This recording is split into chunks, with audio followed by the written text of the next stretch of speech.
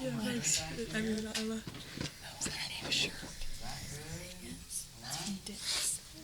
Well, welcome to Lexington. Thanks for joining us today. Coach, we'll start you with an opening statement about the regional. Sure. Wow, an incredible environment already. I want to start by thanking the University of Kentucky. We have been welcomed with warm wishes and professionalism every step of the way. We can tell this is going to be a very organized event run very professionally. So we're very excited to be here. Our team's caught a little bit of traction lately on social media for playing with a lot of joy and passion, and I've said I am extremely proud of that, but I want to make sure people don't think that's what it is every single day, because that's not athletics too. So I am most proud of the work that these kids put in to allow us to show that and showcase that in our matches, but I want to make sure that people know that there is hard work that's put in, and we have a mindset coach that works with them and helps them process things, and it's been a big part of their journeys. And I think the reason that we're doing what we do is because we like to think we treat our kids the right way, and we provide an environment for them to play free and to play happy. That also starts with having hard conversations too with them, and making sure we're transparent and authentically ourselves. But the first thing it starts with is recruiting the right kid to your program, and I couldn't be more proud of the 3 sitting here and the 14 in my locker room. They trust and believe in one another. They're doing it for the right reasons. Kendall is a kid we recruited. Her mom played softball at Central Michigan. She's in the Hall of Fame there. And Kendall wanted a similar story for herself and wanted to create history, be a big fish in a small pond, and I think she's doing just that.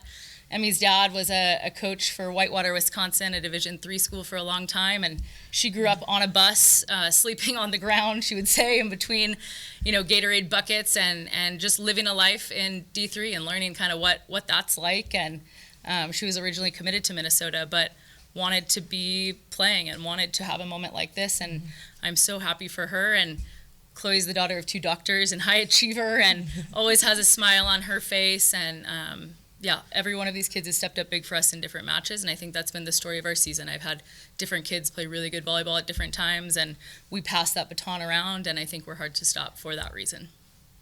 Thank you. We'll open the floor to questions for Coach or the student athletes. Go ahead, Tim. You guys have kind of got hot at the right time. You swept through the Big West tournament and then pulled 2 upsets last week. Just talk about what's clicking, what's working for you guys now that's helped you get this far. We'll start with Chloe. Oh, yeah. Perfect. Okay. I think, I don't know, personally, and maybe it applies to the team, just like these like last games, it's like every game could be your last match, and that's really what like lights that fire, It's like I just feel a lot of gratitude being able to play for this long, and I want to keep that going. So I think that's really what helps us get that extra, skill set in there.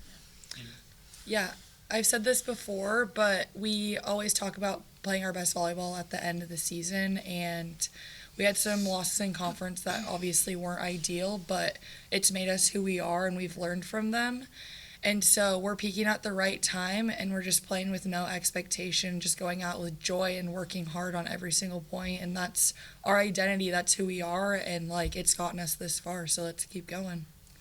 Yeah, I think also just the amount of trust that we have in one another to perform in these high pressure moments, and just being able to look at each other and smile and be this is a game that we get to compete in and we belong here, and it's just been a whole lot of trust and belief in what we're doing. Did you make any adjustments on the coaching side as far as that has produced this run, or just good play at the right time? Yeah, good play at the right time.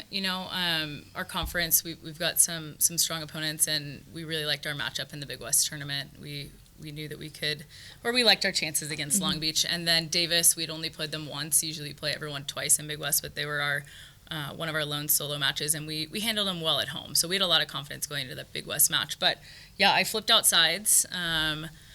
Kendall's serve, which I'm sure some of you have seen, she rips that thing, and we want her serving as often as possible. So we flipped out sides for that reason. And then I'm lucky to have a volunteer assistant join us at the tail end of a few seasons every once in a while, and he's the men's national team data analyst. So he helped me in set 5 of the USC match figure out how to get into a rotation. USC had a great server that was putting us into a few point runs.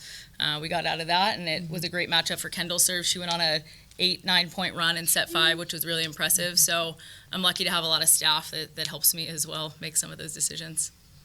Caroline. I'm glad that your serve was brought up because I want to ask you about it. It's one of those things that, we see it and we're like, that looks good, that works.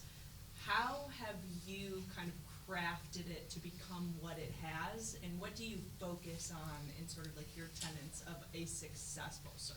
Yeah, I love that question because especially in the women's game, we don't get a lot of topspin servers. We have a bunch in the Big West often, but honestly, like just being able to be that kind of like lone thing over there. But I think over the winter season, like winter quarter, winter spring stuff, we worked a lot on just trying to find a rhythm. Topspin serving is a lot to do with like rhythmic, and so I started off with a lower toss, and then over time I started to develop a higher toss, and it gave me more time to kind of like see the trajectory of it, see which way it's going, and then adjust based on that. I think a lot of it has to do with feeling, and I know that sounds crazy, but it's honestly like I feel the toss when I toss it, see it, decide where I'm going to go with it. And then most of all, like we joke, me and Jason have been working on it. He's like my partner in crime when it comes to that. But in big moments, he always turns to me and I always turn to him, and he's just like, jump up to it and hit it as hard as you can. And I think it just all kind of comes together with that, like the rhythm. If I'm in rhythm, how do I jump up to it and hit it? Or if I'm out of rhythm, how do I keep this in and still cause a little bit of chaos? So I think just a culmination of hard work, rhythmic, timing, just feeling it, and, having the trust behind me to go and take big moment swings. So. Back, Lindsay. What have you guys seen from Kentucky on film that maybe presents a challenge? We'll start with Coach. A lot.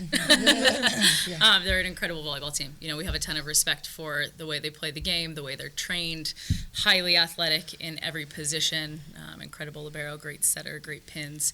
It's going to be tough to stop, right? And we know we want to be aggressive from the service line, and aggressive really has been that word, through this stretch of matches that I'd say has been the thing we're clinging on to the most, and we know we're going to have to bring an aggressive style of play, both offensively and defensively, to slow them down. And that's a word these guys have heard.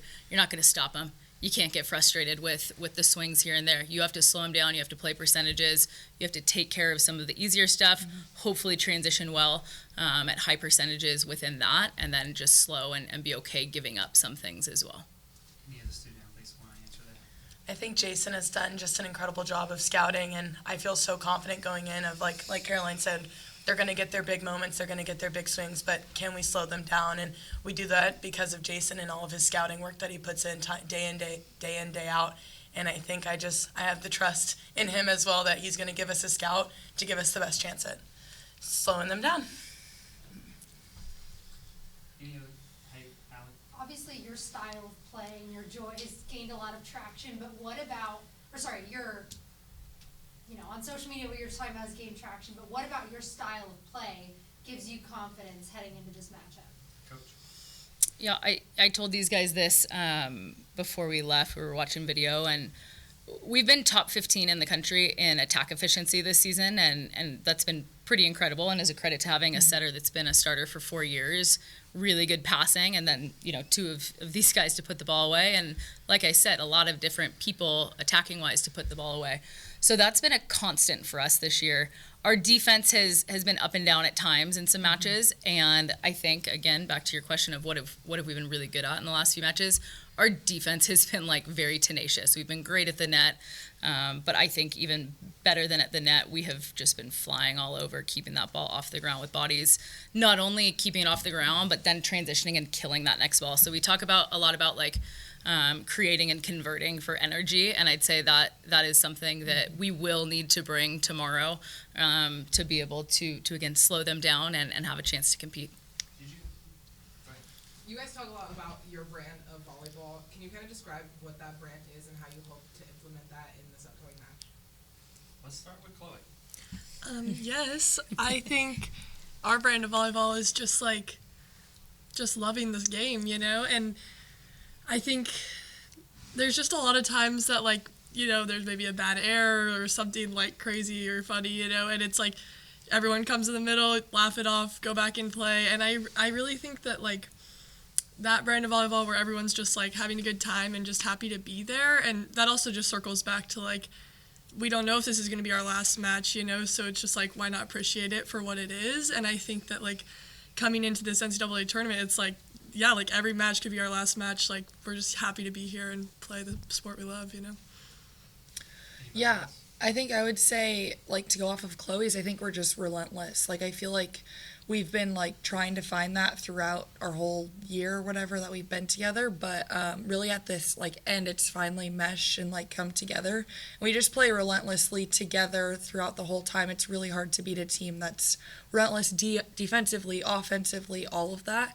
And so we have, like, keywords that we talk about before games, and I think relentlessness is definitely one that stands out to me that would describe our team.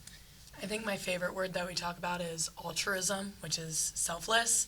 And I think, especially now in this point, like Chloe is saying, like, this is our last day. Like, this could be our last day. It could not be. It's up in the air. And I think we are all so giving to one another, and we're here to make it easier on each other. And I think that altruism and selflessness, like, that's like our brand, and that's why we can compete at such a high level. Yeah, I think they're really supportive of one another, this group, probably the most in my 17 years. And I mean, after last season, we probably should have won the Big West tournament last year. We went down 2 starters in the right before the finals, and there were a lot of kids that are starting right now that were on the bench for that team, that supported that team, and I think they felt what they did to get that team to that point, and now they're reaping the reward of a new bench coming in and doing that for them. And we've needed a lot of different people on the bench to help us. I mean, I went to a 6-2 in the semifinals of the Big West, and if those 2 kids didn't side out, I don't know that we would be in the finals of the Big West tournament, let alone sitting in a Sweet 16. So I think I've got Kendall said this, a selfless group of people that supports one another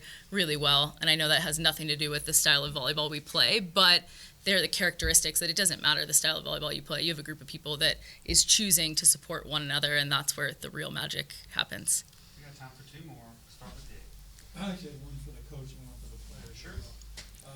Coach, 1983, this building hosted the Final Four.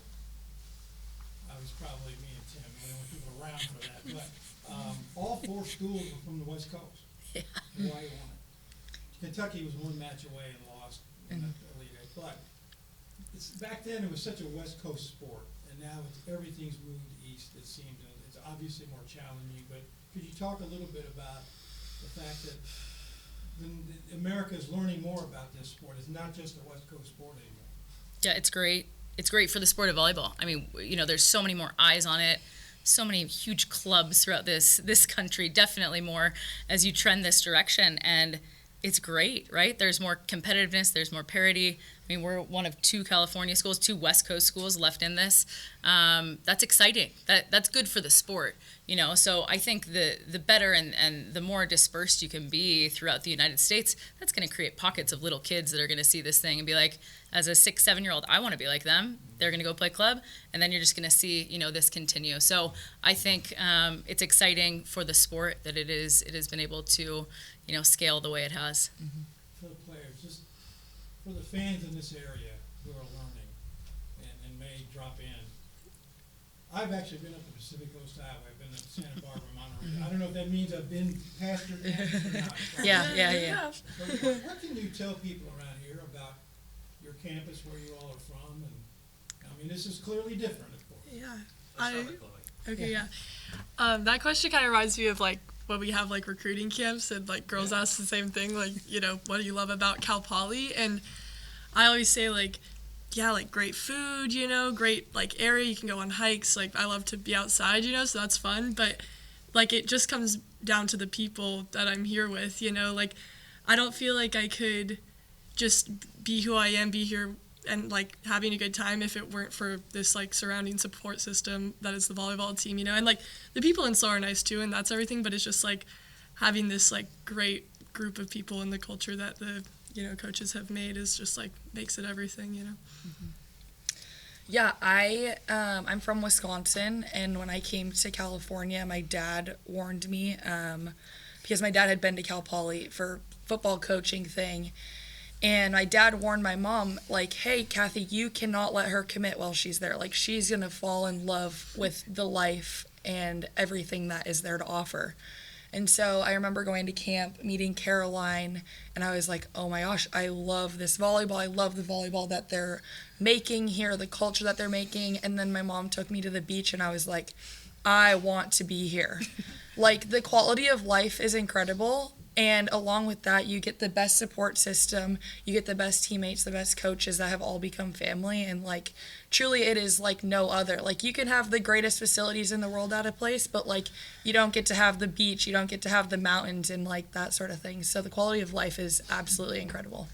Yeah, going off of that, I lived in LA, so I was by the beach, and I was really nervous when I was going to get recruited. I was looking way East Coast. I wanted to go far, far away from the beach, wanted nothing to do with it. And my mom begged me. She's like, can we just look a little bit into some of these California schools? And I got to SLO, and it is like a little bit of everything. There is something for everyone, and I think that's what's so cool. We have a huge farm on campus with cows and a dairy and an equine center, and we have a beach where people can go surfing. We have mountain biking. We have hiking. We have foods of all sorts of types. And I think SLO, like, it's not a beach life, it's not a mountain life, it's not any one thing, it's everything all in once. And I think stepping onto campus, it's just everyone, like you said, quality of life. Everyone's so happy, everyone's smiling. It's like small town, but not too small where you're like, where am I? Like, it is just the perfect combination of everything you could ever want. And it's probably the best decision I've ever made coming here.